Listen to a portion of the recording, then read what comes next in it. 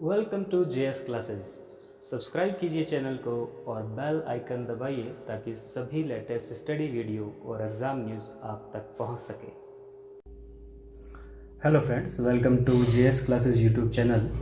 तो आज के इस टॉपिक में हम बात करेंगे कि आरएस बनने की प्रोसीजर क्या है। आरएस बनने के लिए आपकी मिनिमम एजुकेशन क्वालिफिकेशन क्या होनी चाहिए, आपकी आयु सीमा कितनी होनी चाहिए तथा इसमें कितना प्रोसेस होता है, कितने स्टेप्स होते हैं। क्योंकि ये सवाल मुझे विभिन्न सोर्स से, विभिन्न स्टूडेंट्स के द्वारा और मेरे साथियों के द्वारा जो तैयारी कर रहे हैं उनके द्वारा पूछे जा रहे थे।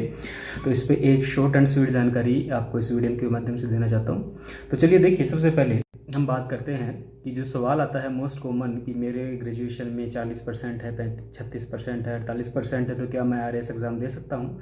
तो देखिए, आरपीएससी का नोटिफिकेशन कहता है कि अनिवार्य शैक्षणिक योग्यता में आपको must hold a degree of any university incorporated by an act of central और स्टेट लेजिस्लेचर इन इंडिया और अदर एजुकेशनल इंस्टीट्यूट। तो यहाँ पर एक ग्रेजुएशन डिग्री को ही मांगा गया है और पूरे नोटिफिकेशन में आपको कहीं भी मिनिमम परसेंटेज का कोई भी जिक्र नहीं किया गया है। तो इसका मतलब है कि यहाँ पर आपको ग्रेजुएशन डिग्री चाहिए और इसमें किसी भी मिनिमम परसेंटेज की बाध्यता नहीं है। तो आपका ये पहला पॉइंट क्लियर हो जाना चाहिए कि आपके अगर 40, 45, 50 हैं तो कोई फ़र्क नहीं पड़ता। आप एग्ज़ाम देना चाहें तो बिल्कुल आप एग्ज़ाम दे सकते हैं। और ऐसे कई उदाहरण भी हैं जिन्होंने एग्ज़ाम दिए हैं जिनका एजुकेशन क्वालिफिकेशन में जो परसेंटेज था वो सही नहीं था, पर उन्होंने इसे क्लियर किया है एग्ज़ाम को।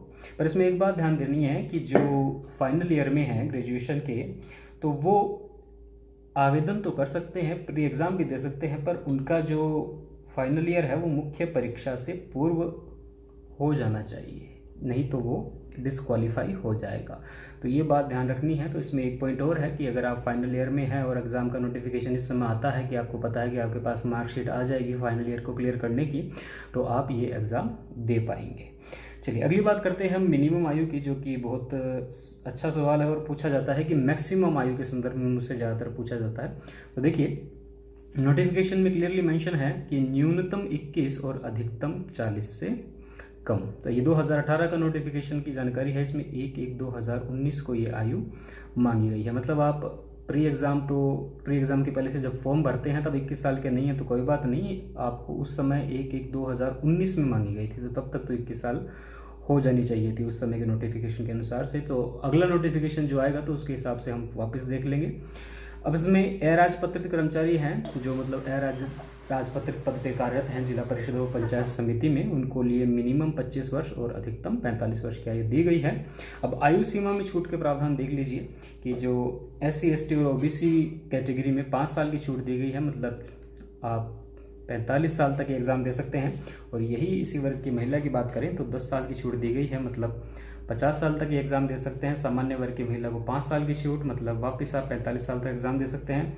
और जो विधवा और विच्छिन्न विवाह महिला है उसमें अधिकतम आयु की कोई सीमा नहीं है, मतलब किसी भी उम्र तक इस एग्ज़ाम को दिया जा सकता है।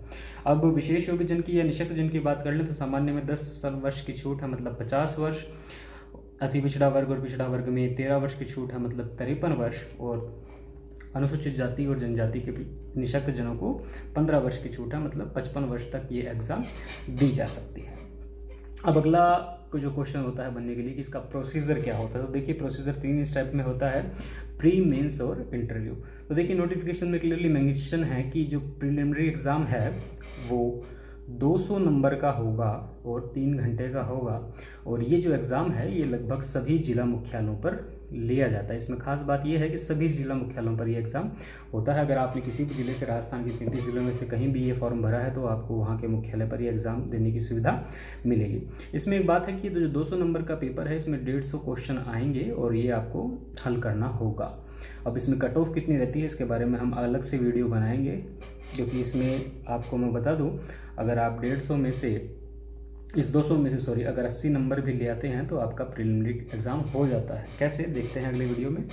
तो फिलहाल प्री एग्ज़ाम अगर पास कर लेते हैं तो उसके बाद मेंस एग्जामिनेशन है। और मेंस एग्जामिनेशन में 4 पेपर हैं, paper first, second, third, fourth, जिसमें जो पहले 3 पेपर हैं वो जनरल स्टडी से संबंधित है। इसमें विभिन्न विषयों का थोड़ा थोड़ा पार्ट रखा गया है। और जो चौथा पेपर है वो जनरल हिंदी और इंग्लिश का पेपर है, जिसमें इंग्लिश की जो परसेंटेज है वो 80 नंबर की है और हिंदी 120 नंबर की है। इसके बाद अगर मेंस एग्जामिनेशन क्लियर होता है तो इंटरव्यू के लिए कॉल होता है और इंटरव्यू 100 नंबर का लिया जाता है। हालांकि इंटरव्यू के लिए यहाँ पर काफ़ी ज़्यादा मानक निर्धारित किए गए हैं। देखिए जैसे कि अगर NCC shall be given preference, किसी के पास एनसीसी सर्टिफिकेट हो तो उसको प्रेफरेंस दी जाएगी। और यहाँ पर जो इंटरव्यू का मकसद होता है जांचना, वो होता है उसका character, personality, address, physics, marks और उसकी राजस्थान के बारे में नॉलेज। तो ये ज़्यादा इंपॉर्टेंट रखता है। जो अदर स्टेट वाले तैयार कर रहे हैं वो ध्यान रखें कि यहाँ पर क्लियरली लिखा हुआ है कि राजस्थानी कल्चर के बारे में जो नॉलेज है वो यहाँ पर काफ़ी मायने रखता है।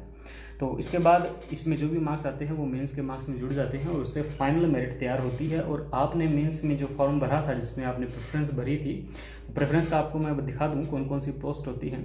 तो जो आपने पोस्ट भरी थी, जैसे इस तरह से राजस्थान प्रशासनिक सेवा, राजस्थान पुलिस सेवा, राजस्थान लेखा सेवा, उसमें आपके जो नंबर हैं उस हिसाब से ये सीटें आपको मिल जाती है।